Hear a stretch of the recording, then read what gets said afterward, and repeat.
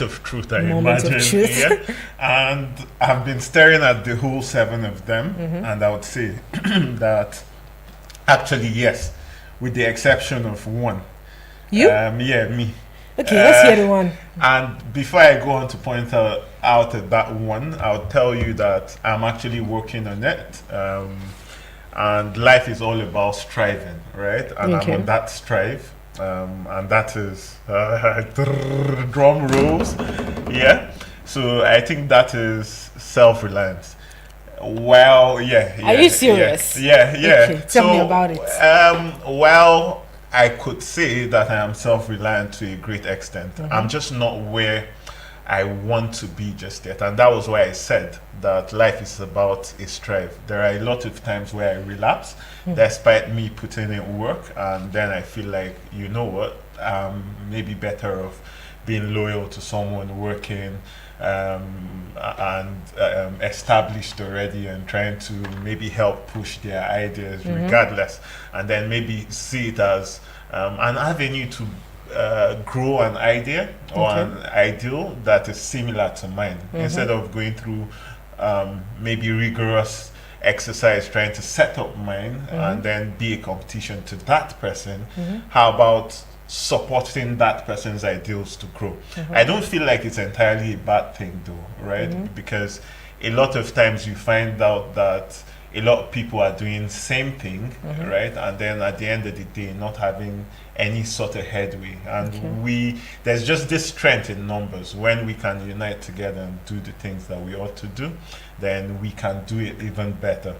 So it's an ideology that I've sunk in, but at the same time, I feel like I have maybe other greater potentials that I'm yet to harness, and I could actually push despite maybe not having a lot of people doing it with me. All right, so you're working on it. Yeah, I'm working on it. So Innocent, let's hear you. All Which right. of the 7 are you keeping all 7? Okay, what I would say is this. I am a work in progress. When they want to. Now, this is what I mean. Okay. When someone meets me, when someone encounters me for the first time, for example, there is no way the person can pick out of all of the 7 core values if I am keeping to them or not. Probably within the space of our meeting or encounter, I might display 1 or 2 of those values, and the person might be encouraged by it. But the thing I would say is this: it's in levels. The core values, they are not just do this and do this and do Exactly. that. It's to what degree. Let's say, for doing example, religious tolerance, for example. You might say, okay, if you see someone maybe doing something wrong, maybe you can maybe tolerate and not be an extremist about it, just tolerate to some degree. But let's say when a person, let's say, insults your leader, your rabbi, your man of God, your imam, whoever it is, you would, something swells up in you as the extremist version of you now comes up, and you want to physically hurt the person. You would see that it's in degrees. The person did something wrong and you didn't retaliate physically, but the person insulted your imam, insulted your pastor, You think and it's in then your power. you think it's in your power. So it's a work in progress. If the person has conquered the level of let's say being tolerant enough to not physically abuse another person when the person maybe doesn't dress right and all of that, the person also has another level to attain by when someone else insults your leader in your religious field, you still don't react physically. So I would say this: it's a continuous work in progress. It's not something that we're doing to be perfect, but gradually we're getting better and better and better at it. Wow, this is a very diplomatic answer, guys. Very diplomatic. But anyways, true.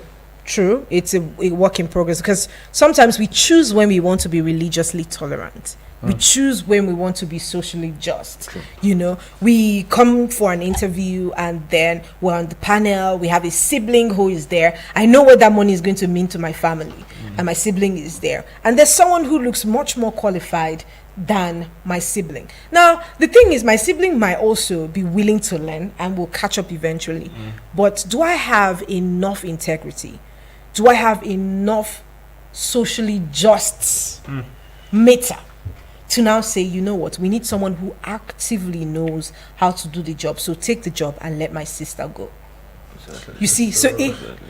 I just believe that this thing, right, as I earlier mentioned, is a strive, right? Yeah. There's no perfect man Perfect at person, the end of the yeah. day. Yeah. Some days you might just end up relapsing. Some days you are the best at the top. There are situations that you have maybe triggers in order to maybe go ahead, go beyond your threshold, right? Like an honest question I would ask: you're pressured. You have a loved one, God forbid, ill and by your side, and you're rushing him to the Exactly. hospital, and then Traffic the traffic lights. light stops you. It's on 99, Exactly. and you're the only one on that road. There's no car coming anywhere, and you know it's a matter of life and death. It's not an ambulance. Would you stop because you're a disciplined person? Now, it takes a lot, right? However, all I'm trying to say in these conversations is your integrity should be such that when you're not presented with such situations, such circumstances where it's really tricky, do you get, it's not really definite an answer that you would get, because I, even despite having this conversation, might end up breaking the law at that particular instance. I do not know, right? But it should be that, your first thought would be that you'd be that person of integrity, who will always try to abide by the rule of law, with the exceptions of such situations, right? At least that's understandable to a great extent. Yeah. But there are people who don't even live by this creed, right? And that's where it's quite unfortunate. I think that foundationally, everyone should live by this. Yeah. Exactly. Foundationally, then there are certain things that might occur, certain scenarios where you might find yourself, and maybe you wouldn't even have so much time to think, because let's say, like you said, your loved one is in jeopardy. Your loved one's life is in jeopardy, so you need to do something about that. You see that, and this also makes me want to say this: we shouldn't be in a hurry to judge people. Exactly. We shouldn't be in a hurry to judge people. Sometimes people make honest mistakes. Sometimes people do things out of pressure. So when we see people, for example, people who go into prostitution, you know, it's not everybody that goes into. A lot of them who go into prostitution, they don't go because they like it. Exactly. A lot of them don't go in because they like it. A lot of them don't go in because of peer pressure and all of that. A lot of them, truly, they have parents that they are feeding. And to them, because you see, exposure is important. A lot of them, we might sit here, and to some degree we have a level of exposure, and we know there is something else that we can be able to do to make ends meet. But those people, the level of exposure they have has not taught them that there is something else they can do to make ends meet. All they know is prostitution. So while you're very right at this, right? This is where I would have to say that attitude, character, habits are predetermined. If you need to be an honest man, if you need to be a man of integrity, you don't have to wait for the situation and then say, you know what, this is where I have to show. It's a thought that you'd have in the dark prior to even those situations, without you knowing that you might even get to that situation. So how we should live as Nigerians shouldn't be that, okay, you know what, because I'm in this situation because I don't want to, because I want to maybe make things a lot better for my loved ones. Do you get? Then I would have to do this. Right, and that's why these conversations, unfortunately, you are right to say that it's their level of exposure, right? And unfortunately, these discussions have basically not reached to them, and you see how important it is. So that's why I'm saying, right, that you're entirely right, and that's why we are now saying that it's really foremost. It's actually very important that people should understand that life shouldn't be left to circumstances. circumstances. You have to predetermine who you are, prior to these circumstances. A lot of times I've painted pictures about myself in certain instances and what I do. And do you know my saving grace when those things come? We are all humans, right? We have thresholds. There's a level you can hold yourself and lose it. Sorry. So there's a level you could hold yourself until you lose it. Yeah. So a lot of times my saving grace, right?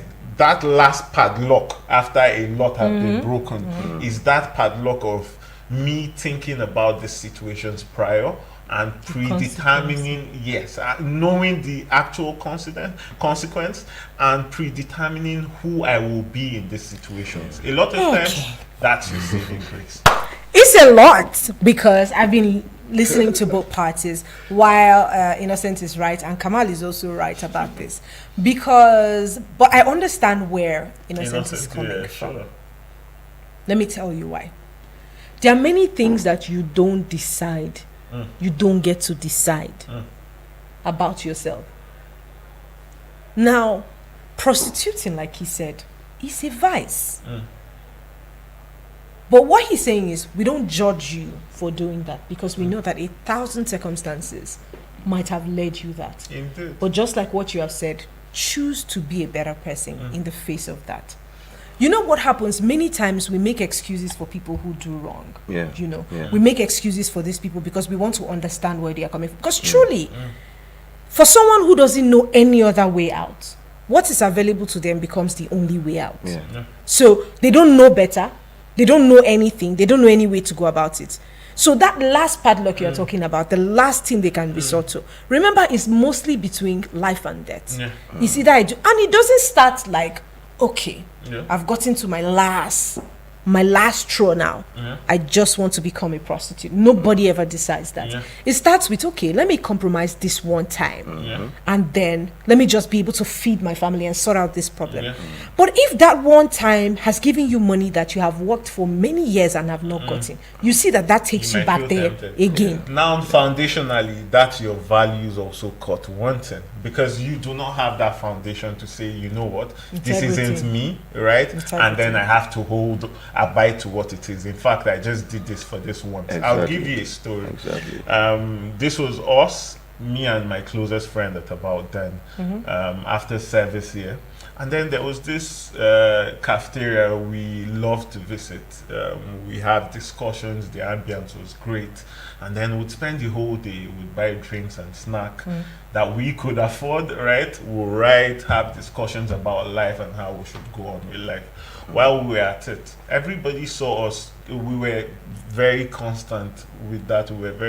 We always went to that particular cafeteria. And then we had people who admired how we sat and spoke about life and all of that. Then this lady walks up to us. You could tell that she was quite influential. She was doing just quite all right. Then she asked us our background, where I was from, if I was also Muslim or Christian. I was with my friend. My friend was Christian. Then when she asked him, she had an opportunity to present, right? And then she said she has this opportunity. She would want either of us to get, because she sees how we are. And then the predeterminant now is our religion.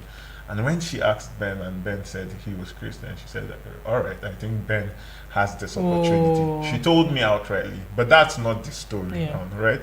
And then said, she turned to me and then said, I hope I understand, right, that this decision was made because she has to help her own person. Number one, religious tolerance. Number two, social justice is all gone there. She said she has to help her person, and I hope I understand. Now this conversation went on, and then she gave Ben her contact, and then said to Ben to reach out to her afterwards. Now a few days after, Ben calls me and then say, "Yo, we need to meet. However, I don't want us to go back to that cafeteria." Exactly. Ben said, for that reason, he doesn't want to see the woman, right? For the reasons, and he would have just taken that job. He didn't have a job at about then. It's an opportunity. And I told him, yo, you know what? You can grab it. I don't even feel any way about it. If you're up there, if you've made your way, if that paves your way, you could And I actually have. come back Bring for you me, up, and I yeah. don't even care, right? Yeah. You are the person to go and straight this notion because you have these values, and at least it could be a pathway for me. So you know what, just go get this. And then Ben says, no, he's not up for this. He wouldn't do that. In fact, if that's the only criteria, he's not getting it. And then we passed on. Now the only reason Ben did that was because he has been exposed, right, to these foundations, these ethics and values we are speaking about, Okay, that and go- he has a better understanding.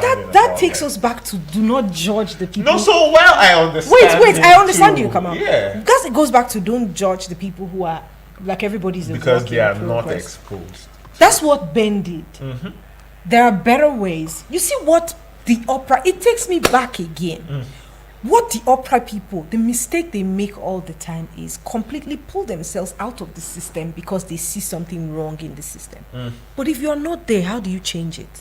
Exactly. Do you understand? Like everything you told to him was the right thing. Yeah. If you are not there, how would you change it? Another angle of it. Yes, it's just like me saying that politics is a very dirty business and I'm not getting into it for any reason because of what I've seen on the news. But please, if I don't, you While cannot leading be, it too. you cannot be at the gate and be changing the interior of the house. Yeah. You have to be inside the house to change the interior of the house. But what if going in there has to do with you compromising every That is foundation or that's every that's ethical what value it that means you now have? by being an upright person. Yeah. I know why he's looking at me like this. No, Yeah.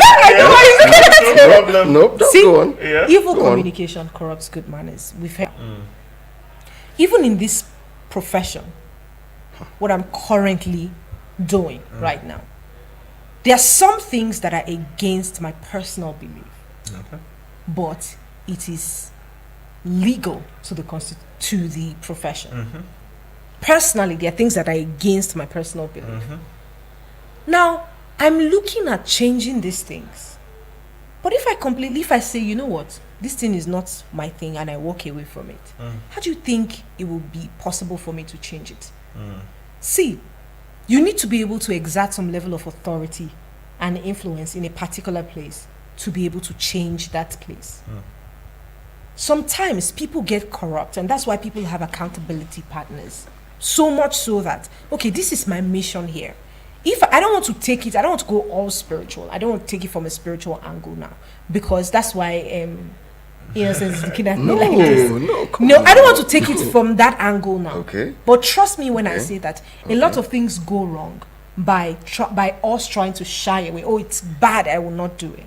See, the funny thing is this. I agree with you. You don't. I agree with you. Do you want to say he doesn't agree with you? I just wanted to say, you don't throw the baby with the bathwater, like something that everybody says. I agree with you. Okay. Because you see, do you know there is a possibility Yeah. that your friend made the decision he made simply out of emotions? Yeah, Okay. yeah, Simply out of emotions. yeah. Okay. Now, that thing you said that he could have entered there, Mm-hmm. and if he succeeded, got to a certain level, bring you into, if you still wanted to. You see, that is a possibility. If the system there is corrupt, you having the values you have, you can influence him enough to go in there as an agent of change. Yeah.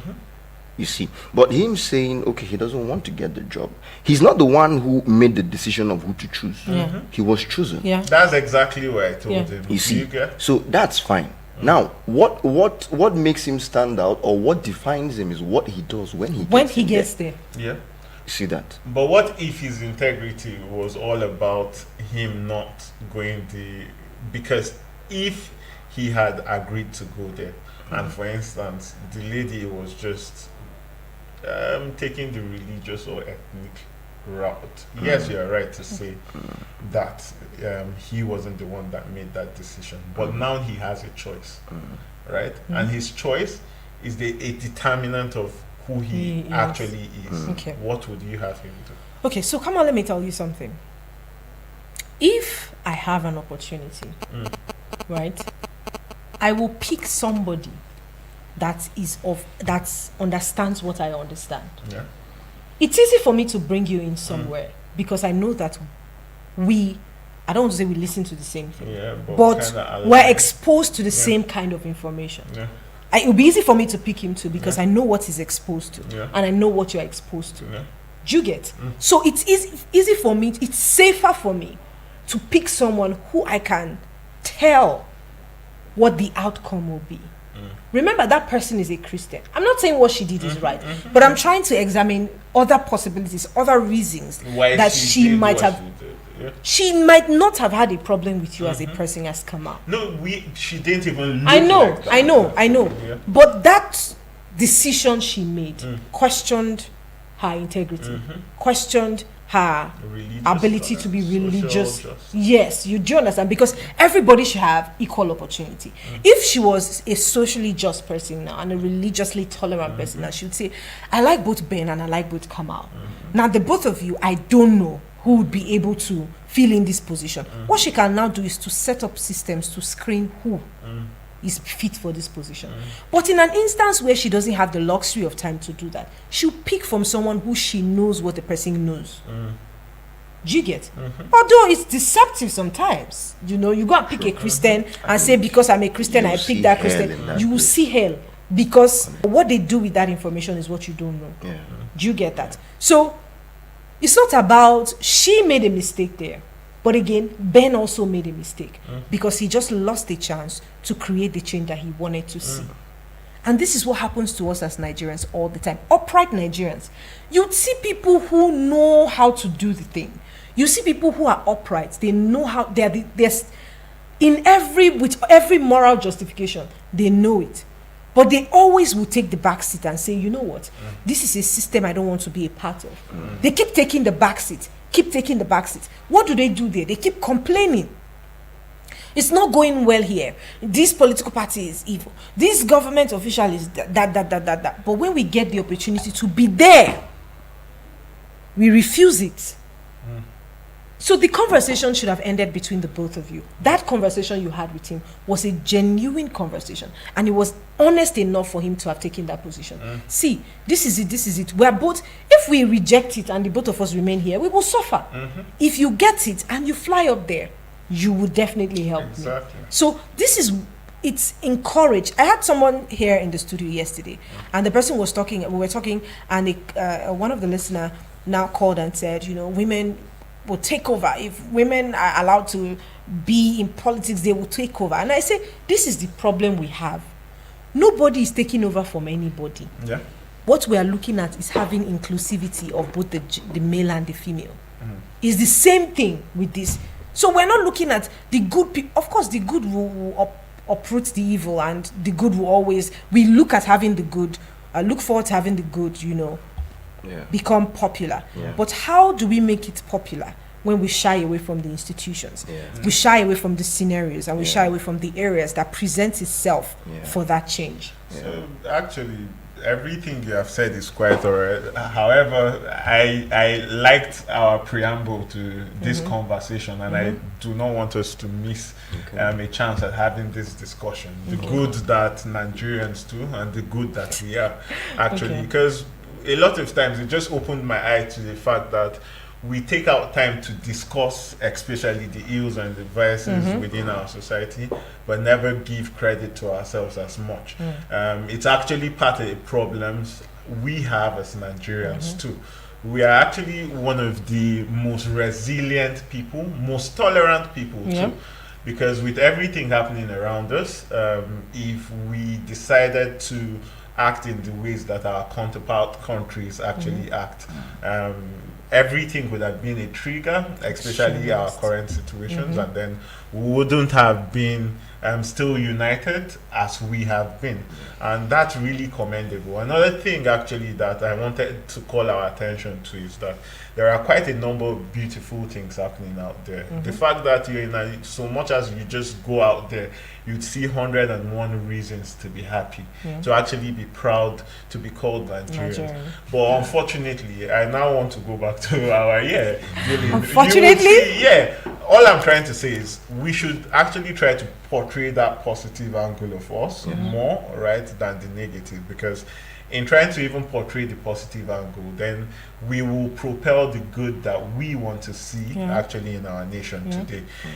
Unfortunately, social media, the stories that are being told about us by us are actually the sickest and the illest of stories that shouldn't even be let there. Let me give you an instance. If your home is your home, then you will do so well to shield the ills of your home. Just why? So that you can be seen as actually a good home. And through that portrayal, how you portray yourself, then you might attract a lot of other good towards you, because everybody wants to associate themselves with good. Every family have their stories, right? Even the best nations, as you would see today, actually have their own stories. Ill stories, unimaginable ones. But what do? A lot of the times, I don't want to call countries, but when you hear that there have been a mass killing in a class, somebody goes and kills, you might never hear of it to be a terror attack, or they wouldn't stereotype it to a particular they make it look like an individual doing They tell something. you an individual did something, and then they will attribute it to what? Maybe his mental health, right? Just to cover up. I'm not saying that it's entirely good, but at the same time, that softens the stance for whatever it is you're attracting from out, right? And then they present the good things that they do, and they put in so much energy to portray it and make sure that the news is all there, right? And because of those good things that we see, we want to associate ourselves with them too. Well, come on, we are full of life, full of culture, full of traditions. Why shouldn't that be what presents us out there? Like you said, it's the image we portray by ourselves. Yeah. I hear people use some languages sometimes. I'm like, do you realize you're talking about yourself? Like, even as individuals. Yeah. I also did see a video where the girl was saying that she was on a podcast, and she was talking about how, you know, her friends already have labeled her to be the late comer. So even if she wants to come early, she cannot, because there's too many speakings of that negative trait. We're going to be there by 5. I know you'll be there late. We're going to be there tomorrow. I know you will come late. Oh, yeah. Like, you've already carved something for her. And then she was talking about how she intentionally decided to cleanse that. I might come late sometimes, but that's not my identity. My identity, what is expected of me is I should be there at 4. I will be there at 4. Anytime I cannot make it at 4, it's not because that's who I am. It's because certain circumstances encouraged my or affected my being here at that time. And this is it with us as Nigerians. Nigeria is gone. We're it's a useless place to be in. It's those things are, even when Nigeria is trying to be great, we have already silenced any greatness in our minds. So it's hard for the country to now even be great. It's now struggling to be great because we who are here don't even believe that there's something we can do. The guest we had in the last show, he was talking about how, other countries of the world would see Nigerians and, like, somebody told him that, I'm here and all I see is money on the ground, and I don't know why people are not picking it up. You see that we have something, but we don't know. And we give ourselves an image of people who are incapacitated, and then the world will be forced to see us as that. Prior to now, a lot of us didn't know that these core values are enshrined in the Constitution. In school, then, they will teach us moral instruction and all of that, but they'll just pick 1 or 2 of these and just teach us. But we didn't know that it was a constitutional thing, which means if you break this, there should be punishment. Yeah. I'm all about action and consequences. Because if people will not learn the consequence of their action when you tell them, then they should learn it by the punishments that are being set aside for that, breaking that rule or breaking that law. You know, the thing about following these core values, it becomes your identity. Personally, no matter what anybody thinks about me, I know who I ought to be as a Nigerian. And I know the work that I've put in becoming the right person. It becomes a habit. That's the truth. The moment you pick up this and say, I'm a person who is disciplined, so there are certain things I should not be found doing. Raising my voice somewhere, or exchanging blows somewhere, or, tearing our shirt somewhere. There is but I'm talking about me now. How far have I come? And that's the question I asked from the start of this show. How far have I come with keeping up with these core values, with keeping up of this constitutional requirement of me? Yeah. There's no others control. There's self-control. Yeah. So it is first your responsibility, then the responsibility of the people that are under your care. That's still self-control because they are directly affected or directly connected to you. But if you go about changing everyone's character except yours, there's a problem. Indeed. There's a passage of the scripture, very popular. People say, remove the log in your eyes before you remove the speck in another person's eyes. It means that you have to correct yourself first. So that when you're throwing stones, even though when you're throwing stones, you would not be afraid because you're not living in a glass house. Yeah. And even if you're living in a glass house, it only means that you are transparent. Transparent enough to live in a glass house. Yeah. So it starts with you, it starts with me. Question for today. Have you honestly been able to keep up with these core values? Genuinely been able to keep up with these core values? Because it's easy to say, the country has gone bad, so there's no need. Is there reward for discipline? Is there reward for honesty? But guess what? Whether or not people are looking at you, whether or not you are rewarded, you are building character. And character is substantial. It's not something that anybody can take away from you the moment it is built. So this is me urging everyone out there. I should not say I'm carrying knife all about the place to kill somebody. Did you wake yourself up this morning? No. Am I the one who's giving myself the strength to do what I'm doing? Absolutely not. So why do I feel a need to fight for what I serve or what I believe in? I can't defend God. It's not possible. Because he's obviously superior. So there's nothing I can do to defend him. I can only defend the integrity of the practice. I cannot defend God. Because he's obviously superficial and supreme. But what I can do is ensure that I become as tolerant as possible. Closing remarks? Hopefully one of the days we would have the time to talk extensively on religious tolerance. It's a very important subject. Of course. But I would like to say this. Nigeria is more of the people than it is a place. Of course. It is the people that make up Nigeria, you and I. So when we have this mentality that we are Nigeria, and Nigeria is not just a lot of people think the way they put it in their mind is that Nigeria is the place and then the leaders. You see.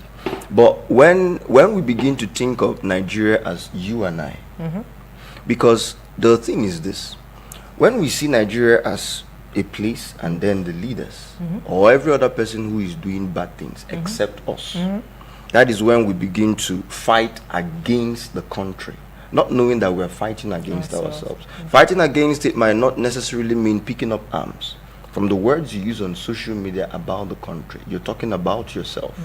You see that? Instead of doing that, I would advise each and every one of us to do this instead. Let us believe in the country. Let us believe in ourselves. If we can believe in ourselves, then we can believe in the country. Because when we believe in ourselves and believe in our ability to influence people, what happens is that we begin to try as much as possible to keep to these ethics and values. You see, when we believe in ourselves, we begin to try as much as possible to keep to it. So when we keep to it gradually, because the thing is this, whether you like it or not, as much as possible, you are influencing somebody every day. Of course.